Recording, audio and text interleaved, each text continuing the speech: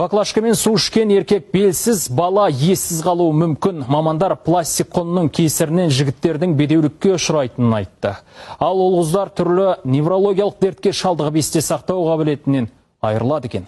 Ең сорақсы, баклашкадағы сусындар аты жаман ауруды асқындырып, қант диабетін қоздыру мүмкін. Күн сайын миллиондаған жанның қолында жүретін қауіпті тауар туралы Санат Нұрбай толығырақ айтады. Аптапсыздықта дүкеннен сатып алып, суды көп ішеміз. Газсыз су денсаулыққа пайдалы деп жатамыз. Ал дәрігерлер болса күннің ыстығында мынадай ыдыстан у бөлінетінін айтып ескертіп жатыр. Адам денсаулығына зиян, тіпті белсіздік, бедеулікке дейін әкеледі дейді. Ал оның экологияға зияндығы бөлек әңгіме.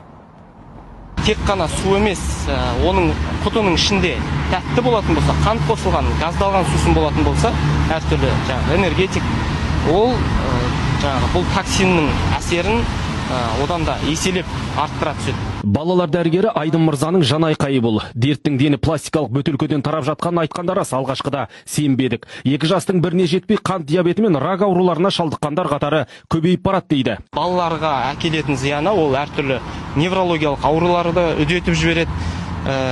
Баланың дамуы, ақыл, ойын, ойлануын, есте сақтау қабілетін төмендетеді. Жүрек, қан тамыр жүйесінің ауруларын алып келеді.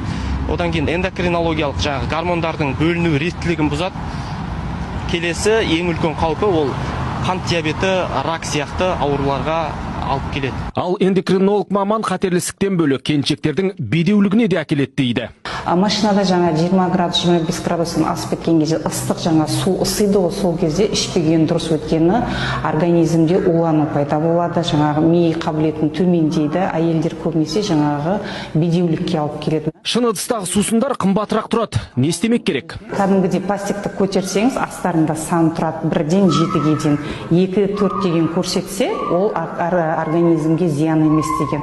1, 3, 4, 7 деген құрамында химиялық қоспалар бар деген. Көшедегі көпшілік не дейді екен? Көп рет қолданатын посудан қолдану тиімсіз болады ғой, ал бір рет қолданатын посуды ыңғайлы болғаннан кейін қолдану керек болады. Сол себептен қолдануға болады деп ойлаймын. Қайдан ішіп жүрміз. Бұлай сақтасын деп ішіп жүрміз. Балаларға да зиян, енді шығып жатыр. Шығарып жатқан енді заманына қарай енді ішіп жатыр ғой, балалар не істейміз енді. Айтпақшы, мамандар ас қорыту үшін біз ішетін газдалған судың да аса қауіпті екенін қатаң ескертті. Сондықтан су ішіңіз, бірақ арнайы ыдыстан. Санат Нұрбай, Жандос Айғожин, Еуразия, бірінші арнасы.